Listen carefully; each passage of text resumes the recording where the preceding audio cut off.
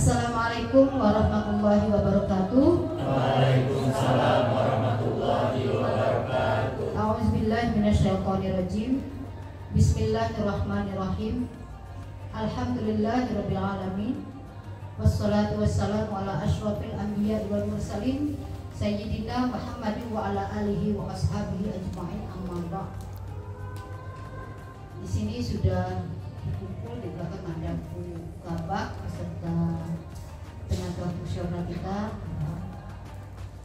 dan beberapa teknik ya, dari perwakilan BEM, kemudian para mahasiswa-mahasiswi, ada dari lokal ini yang memang harusnya jam 1 ya, nanti kita masuknya di sini, kita tausiah dulu, namanya kultum, Pak Atiku kuliah 7 menit, kalau lebih dikit maaflah.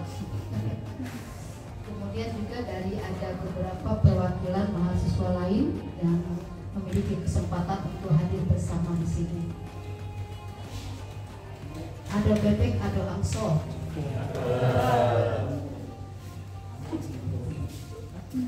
Ada angso ketimpo baro. Meskipun kita sedang puasa, tapi semangat tetap membaro. Nah, ya, betul nggak? Jangan jadikan alasan aku lagi puasa, lesu, nggak kati lucunya, ya. Jadi alhamdulillah, wa syukurillah, wa la ilaha illallah, kita dapat berkumpul dan bersama di sini di Musola Fakultas Psikologi UIN Darul Fatah Palembang tercinta.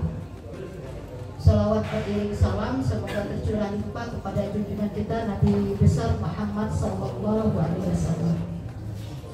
Hadirin Bapak Ibu, anak-anak kami semua, hari ini adalah hari kedua kita berpuasa. Ada juga hari ketiga, jangan berbayar.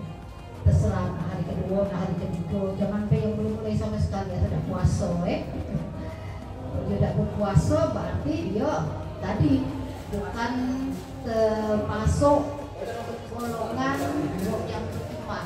Kalau dia tidak berpuasa, ya. Karena yang puasa itu kan menyambut panggilan Allah, pakaian Allah. Hei, kata Allah, manggil. Allah manggil kita. Mana itu cacak tuli ya, cacak kopok ini. Nah, dipanggil dengan panggilan hei. Ya ayyuhalladzina amanu.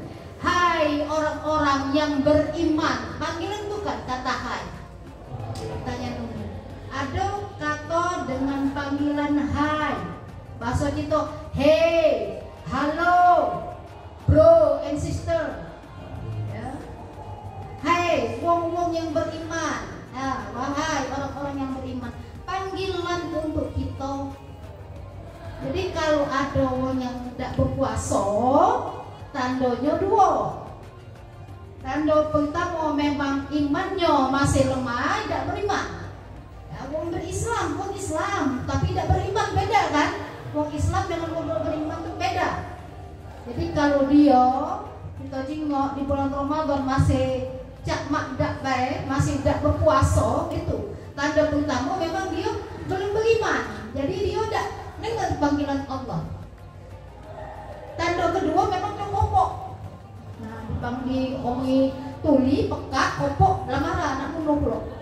Ya, tapi itu faktanya. Ya, kalau dipanggil, hai, atau kamu sini tolong tuh. Tidak dengan ngoyor, berjalan. Tidak, sana di rumah juga tuh. Lagi boesan, marahan, atau memang kopok, kopingnya. Kalau udah kan marah kan kita dipanggil. Terus tidak nyawa, marah dah. Kalau yang cacangnya enggak kepekat kuping apa kan dengan kuali. Nah, cantiran kuali kuping. Nah, itu kira-kira. Jadi yang pertama ini itu dulu yang kita yakini. Jadi alhamdulillah kita galau-galau di sini. Puasa galau kan? Halo, alhamdulillah. Alhamdulillah. Berarti Allah masih menjaga iman kita. Berarti iman kita masih kuat. Karena kita mendengar panggilan Allah dan kita mengikuti panggilan Allah tersebut. Ya ayyuhalladzina amanu kutiba alaikumusiyam kama kutiba alal ladzina min qablikum la'allakum tattaqun. Jelas itu panggilan Allah. Memanggil untuk kita berpuasa.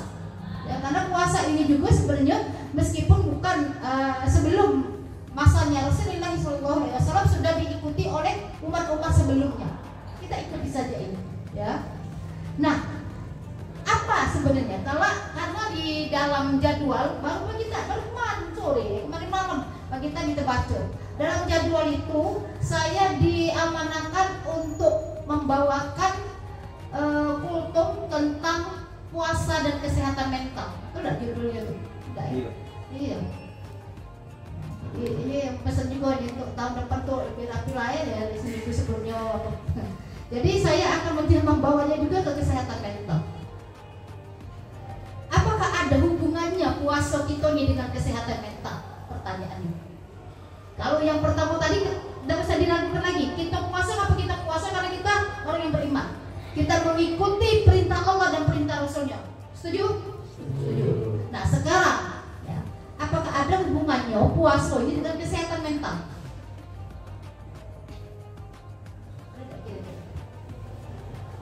Jawab ya, cukup. Ada apa tidak? Kalau tidak dijelaskan, oke. Nanti dulu. Nah, ada psikolog barat, ya, Thomas Justin dari Zayed University. Beliau berpuasa, bukan orang Islam, tapi dia berpuasa.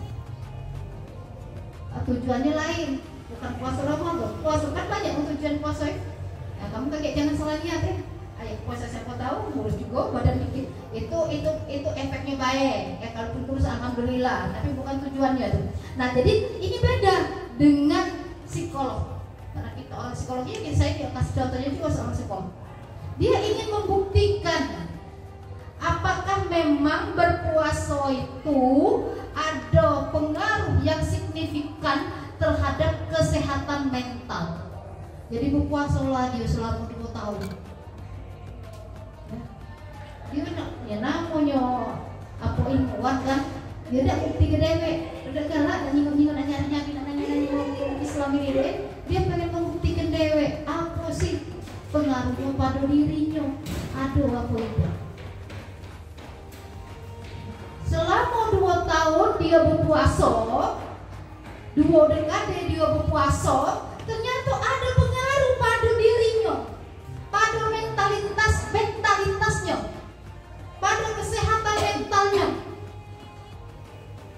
Ya, mana yang kesehatan bermental sehat itu? Sudah belajar tentang kesehatan mental? Ada yang sudah belajar tentang kesehatan mental semester berapa? Belum nih? Belum. Ya. Apakah ada pengaruh? Dan seperti apa pengaruh yang dia rasakan? Ya kalau kita tengok sebelum Umi jawab apa yang dia rasakan, kalau di Indonesia ini menurut Kementerian Kesehatan 20% penduduk Indonesia ini mentalnya tidak sehat. 20%. Aduh tidak ngerasa yang di sini. Itu dari Menteri Kesehatan. Nah sekarang ada lagi. Menurut Imam Al-Ghazali, seluruh manusia ini menderita sakit jiwa. Tidak dosen, tidak mahasiswa, tidak bukabak, tidak rektor, tidak menteri, tidak presiden, seluruhnya menderita sakit jiwa. Jangan nyalakan Umi ya ngomongnya. Jika ada dewek di dalam kitab Ihya Ulumuddin, Imam Al-Ghazali sudah mengatakan bahwa seluruh manusia ini menderita sakit jiwa, tidak sehat mental. Manakala di dalam dirinya terdapat akhlakul mazmumah, orang yang amrodul qulub, sakit jiwa, adalah kebalikan dengan sihatul qulub, sehat jiwanya. Siapa yang tergolong amrodul qulub, yang sakit jiwa ini menurut Imam Al-Ghazali? Jangan nyalakan Umi sekali lagi ya. Menurut Imam Al-Ghazali, semuanya kecuali para nabi dan rasul itu tidak sakit jiwa, sehat jiwanya. Yang kedua, orang-orang yang sudah berhasil tazkiyatun nafs, membersihkan dirinya, itu baru selamat sehat dari sakit jiwa. Kalau cek itu siapa amradul qulub yang tergolong wong sakit jiwa, manakala di dalam dirinya ada akhlakul mazmumah, terdapat akhlak yang buruk, masih sombong, masih angkuh, iri, dengki, ngesok, ujub dan sebagainya. Nah, sekarang berkacau kita dengan kacau yang besar. Apakah dalam diri kita ini ada sombongnya? Belagaklah aku dari kau, cantiklah aku, kayolah aku, kau bukan siapa-siapa. Kalau udah aku, kau udah cek itu. Ada udah di dalam diri kita cek itu. Madet, kekir, pelit dan sebagainya. Ada udah di dalam diri kita cek itu. Hayal nak ngatoi wong, hayal nak ngumpi, hayal nak memfitnah. Ada udah dalam diri kita cek itu. Maka ada kata jentrongannya, habis kalau mau kena marah, kena sikat, kena bapat dan sebagainya. Ada udah dalam diri kita cek itu. Kalau itu diantara juga banyak angka 20 itu sifat yang jelek. Kalau ada sifat-sifat yang cak itu pada diri kita, maka kata Imam Al-Ghazali berarti kita amradul qulub, sakit jiwa. Tapi kalau kita nak sehat jiwanya, nak sehat mentalnya, maka kita harus bertazkiyatun nafs, membersihkan diri kita. Ini juga ada hubungannya dengan mata kuliah kalian ya. Saya akan ngajar di Petasau semester 5, memang saya minta dalam ada ngajar. Bertazkiyatun nafs, membersihkan diri kita. Karena hati itu harus, ya hati itu kan harus bersih. Makanya kalau lagi kuliah ceramahnya gitu, jagalah hati, jangan kau kotori, jagalah hati, lentelah hidup ini, jagalah hati, jangan kau nodai, jagalah hati, cahaya ilahi. Karena memang itu hati pokok pangkalnya itu. Hati itu harus kita bersihkan senantiasa. Itu salah satu cara bertazkiyatun nafs. Tahalli baru tajalli. Tahalli kita dengan kita mosongkan, mencoba bukan juga nak dibuang nian. Ya. Contoh, marah, sifat marah. Bagus tak marah itu? Jelek. Jelek itu kalau marah-marah terus. Marah tak keruan. Siapa baik bapak singkas dari kata umi. Bagus tak kalau tak kata sama sekali sifat marah dalam diri kita? Boleh tak? Bagus tak? Tak kata niat sifat marah itu dalam diri kita. Marah bukan berarti pemarah, ya kan? Yang tak boleh itu pemarah, marah-marah terus. Nah, maka bagaimana cara kita bertazkiyatun nafs? Kita ganti dengan sabar, tapi bukan berarti karena mama marah, Bu Om ini adon. Ya. Kalau marah itu, kalau pemimpinan tidak punya sifat marah, habis kacau. Ya. Karena dia akan menetralisirnya di situ. Ada satu kesalahan harus cepat diatasi. Sifat sombong, mak mana lah sih kira-kira? Ya. Kalau selagi membludak sifat sombong yang ada pada diri kita itu kan bahaya kan? Tapi kalau dengan orang sombong, boleh tidak Bu? Kita nggak balik sombong dulu. Kita bukan balas sombong dengan perkataan, tunjukkan saja kalau kita tidak seperti itu. Itu juga membalas sombong, betul nggak? Sombong tidak perlu dibalas dengan kesombongan yang berapi-api juga. Apa beda kita dengan dia? Nah makanya kita coba mengendalikan, menghilangkan sifat-sifat itu sedikit demi sedikit, menggantikan dengan sifat yang lebih bagus lagi. Ya. Ini namanya bertahalli, mengosongkan, mengosongkan, mengendalikan dari sifat-sifat jelek, kita ganti dengan sifat bagus. Kalau kita kalau sombong kita ganti dengan apa?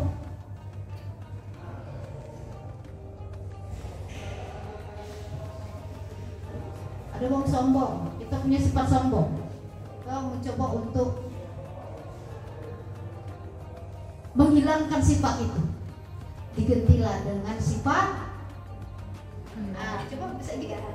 iya, rendah hati. Ya, rendah hati. Kikir, pelit, diganti dengan sifat murah hati. Ya. Nah, itulah kira-kira. Kalau sudah mampu seperti itu, berarti nanti kita tidak lagi amradul qulub, tapi sihatul qulub. Itu menurut Imam Al-Ghazali.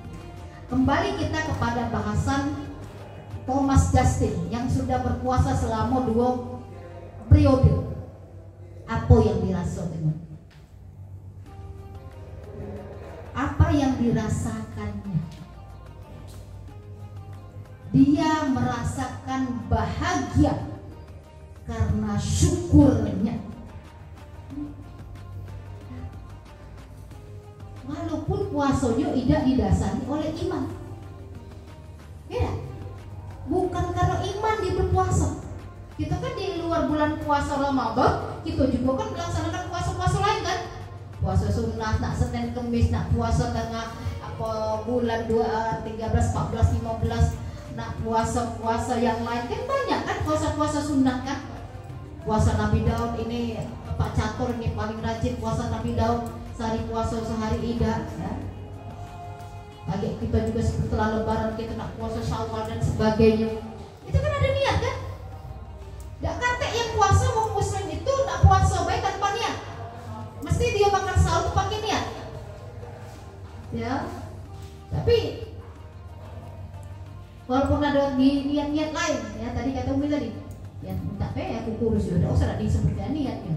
Ya insya Allah kalau rajin puasa bukan cuma kurus sehat, kurus bela kita, kurus tapi penyakitan buat apa dah gak gemuk tapi sehat Nah jadi dia melaksanakan puasa itu yang tanpa niat karena Allah, tanpa panggilan iman, tapi memang karena tuntutan dari profesinya ingin melakukan penelitian, dia juga merasakan manfaat dari puasa,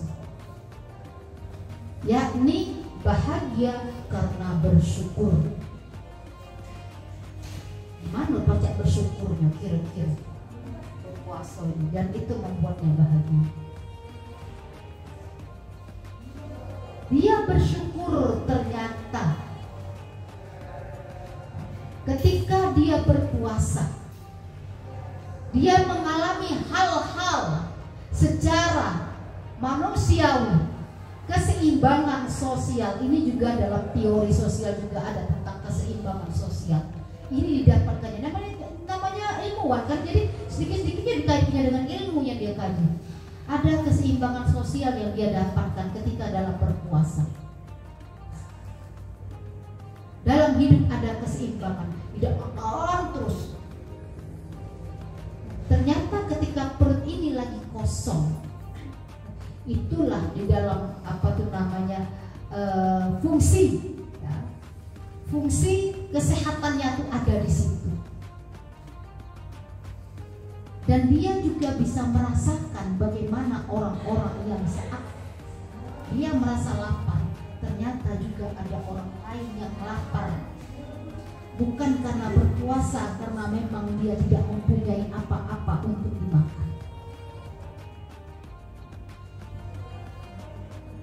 Kalau itu dalam Islam kan kita yakini, makanya Rasulullah itu yang di dalam Al-Quran yang itu merupakan perintah Allah, itu juga mengingatkan kita puasa itu kan diantaranya tadi, biar kita juga merasakan betapa susah payahnya orang-orang yang memiliki kekurangan. Kita cuma sebulan baik merasa di siang hari ya, malamnya, sahurnya, bukonya nak berhantem. Pengen kalau siang hari bukan main, nak beli ini beli itu, Akhirnya pas buka udah makan galau, makanlah cuma sedikit, nyam. Kalau orang miskin kan nggak kayak gitu kalau orang nggak punya. Siang nggak makan, malam belum tentu makan dia. Malam ada yang ngasih, pagi lagi masih berpikir aku besok makan apa lagi. Karena kita cuma siang baik, pas sebatas imsak. Banyak ketemu mak buko tadi, segala macam hidangan ada di pojok meja. Bingung nak makan yang mana dulu. Nah, jadi si Thomas tadi atau si Justin tadi itu merasa bahwa oh ini ternyata saya merasakan bahwa apa yang diderita, apa yang dirasakan oleh orang lain yang sebelumnya saya tidak merasakan sama sekali. Pada saat saya berpuasa, saya baru merasakannya. Artinya saya bersyukur bahwa saya diberikan banyak kesenangan dalam hidup. Saya mau makan apa saja, kapan saja, di mana saja bisa saya makan. Orang-orang seperti itu tadi siang makan, malam belum tentu makan, malam makan besok belum tentu makan, hari ini makan besok belum tentu makan, hari tidak makan besok bisa saja makan dan sebagainya. Hal itu yang dirasakannya pertama kali. Dan ketika dia merasa bersyukur, pada saat itu ada di dalam hatinya rongga bahagia itu terbuka. Hati saya memang bersyukur, saya hidup seperti ini merasakan bahagia dibanding dengan orang lain yang susah untuk mendapatkan kebahagiaan dari faktor materi.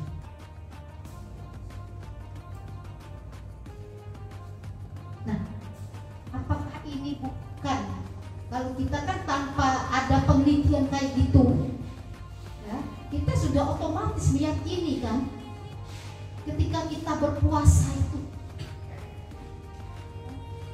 bahagia kita bukan cuma siko itu, syukur kita bukan cuma syukur itu baik. Bahagia kita yang pertama tadi sebenarnya ketika kita sudah masuk malam bulan Ramadan. Ada yang malam Senin, ada yang malam Selasa ya, terserah. Kalau Umi malam Selasa. Nah, masuk maghrib itu, subhanallah, alhamdulillah ya Allah, Engkau sampaikan aku di bulan Ramadan. Maka saya bertekad bagaimana mengisi bulan Ramadan ini dengan suatu kebaikan. Bahagia bukan main. Yang beriman sekali lagi bahagia menyambut kedatangan bulan Ramadan. Dalam hitungan 12 bulan suci Ramadan itu cuma 1 bulan, yakni orang berpuasa di bulan Ramadan. Selebihnya bebas oleh Allah, terserah. Karena puasa sunnah kan namanya sunnah kan, silakan.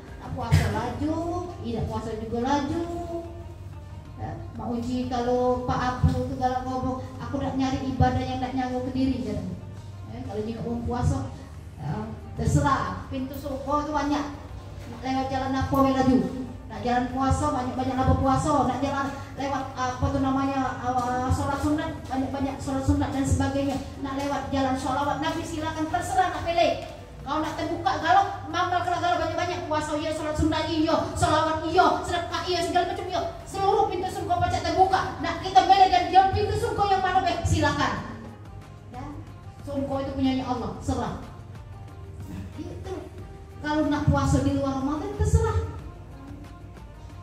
Nah, puasa Ramadan ini tidak semua orang mendapatkan kesempatan untuk hadir dan bersama ini. Yang sebelum masuk bulan puasa, innalillahi wa inna ilaihi raji'un. Makanya ketika nisfu Sya'ban kemarin kita berdoa, Ya kan?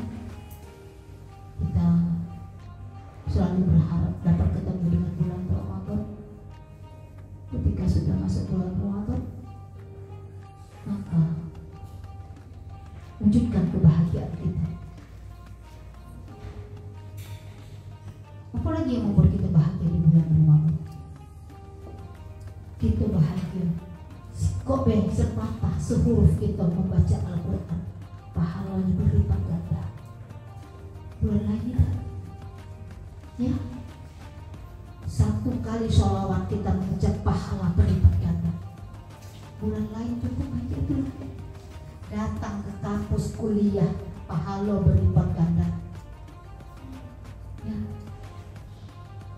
yuk senyum, mana yuk senyum kalau pahala berlipat ganda. Jangan sampai kamu bentuk senyum deh. Pahala berlipat ganda. Apapun jenis kebaikan yang kita lakukan di bulan Ramadan, pahalanya berlipat ganda. Coba bahagia mak mana lagi yang nak kita cari kalau cak itu? Ya, bahagia cak mana lagi? Masak pahala dah, pahala. Jangan beruntukan masak balik lagi emaknya nyegit ke. Ayo cik ayu, masak kita ini, masak kalau goreng kalau tempe. Mak capek lah. Pahalanya besar itu, pahala orang semua, pahala juga masak kok. Nak buka nak sahur. Jadi kalau nak sahur tuh jangan sahur. Nah, cari pahala sebanyak-banyaknya. Minimal 2 rakaat. Ya. Tunduklah di hadapan Allah. Meloklah untuk menyiapkan hidangan. Tidak sempat masak, mbek ke piring, mbek ke cangkeng, mbek ke niwang ke minum dan sebagainya. Pahala galau itu pahala bukan? Tidur lagi pahala. Nanti udah siang loh. Apa sih udah siang aku lihat ya Allah. Ya. Tidur lagi pahala. Ya. Cuman syaratnya jangan tidur sepanjangan, takut kaget. Dan apalagi nak balik ke badan kita nyawanya. Ya. Jangan tidur sepanjangan. Ingat, pas waktu sholat bangun. Sudah itu tidur. Jangan pula kami ke yang lain. Kali ya badannya biri-biri bro. Kalau tidur sepanjangan. Nah, bayangkan. Tidur lagi berpahala. Apapun berpahala. Itu juga yang membuat kita bahagia di bulan Ramadan ini. Ya. Kau dapat berbagi. Tidak cuma merasakan. Nah ini kalau si Thomas tadi dia cuma ngerasa kebaik cak mano dengan uang yang memiliki derajat yang berbeda secara finansial. Lalu di kita dilanjut lagi, makanya dalam bulan yang sama ada perintah nanti kita juga ketemu. Ya, bagaimana dengan kita mendermakan diri, filantropi, ya, zakat fitrah atau zakatul mal. Minimal kita mengeluarkan zakat fitrah, memperbanyak sedekah, infak dan sebagainya. Langsung diimplementasikan. Tidak cuma dirasa baik, rasa-rasa. Tidak baca rasa-rasa baik, perasaan baik. Karena ketahuan dengan perasaan kita. Nah, sama lah. Siapa nama kamu? Zaidi. Senang dengan. Tidak dicetus gimana ketahu? Perasaan baik. Kalau tidak tahu, ini kalau tidak ngerti nih perasaan aku, baca perasaan, dokun aku. Ucap ya itu. Kalau jadi niat, alhamdulillah. Ya, nah kalau Islam, rasa bahagia, rasa syukur itu diimplementasikan. Ya, makanya minimal datang kalau lagi sholat itu secukupnya Bismillahirrahmanirrahim. Sudah nyenjuk jangan dijinguk lagi. Ya, ke masjid atau ke mana ada yang siapapun lah kita menurut kita berkesusahan yang kita turut berbagi ya, dari apa yang Allah rezekikan kepada kita. Ya. 1:30 7 menit ya. Saya kira sudah waktunya cukup 7 menit ya. Nanti ada lagi jadwal Umi sambung lagi. Hari ini sikok dulu, bahagia karena bersyukur. Nanti di tanggal berapa Umi juga atau temanya sama beda. Kalau beda ya kita kayak samakan lagi dengan tema itu. Itu dulu mungkin dari saya untuk kultum hari ini. Tetap semangat dalam kita meraih pahala sebanyak-banyaknya di sisi Allah Subhanahu wa taala, melipat gandakan amal soleh kita, memperbanyak dekatkan diri kepada Allah, memperbanyak membaca Al-Quran, memperbanyak sholawat, memperbanyak sholat, memperbanyak ibadah-ibadah yang lainnya, membantu manusia dan sebagainya, segala bentuk amal soleh. Semoga itu dicatat Allah sebagai amal soleh dan akan meningkatkan derajat kita sebagai orang-orang yang beriman. Amin ya rabbal alamin. Itu saja dulu. Yang kuliah tetap di sini boleh, yang tidak kuliah boleh keluar. Nah boleh minat di sini juga jaturi karena sudah ini Umi nak nyambung materi kuliah tasawuf. Ini saja dulu. Wallahu muwaffiq ila aqwamit thoriq. Assalamualaikum warahmatullahi wabarakatuh.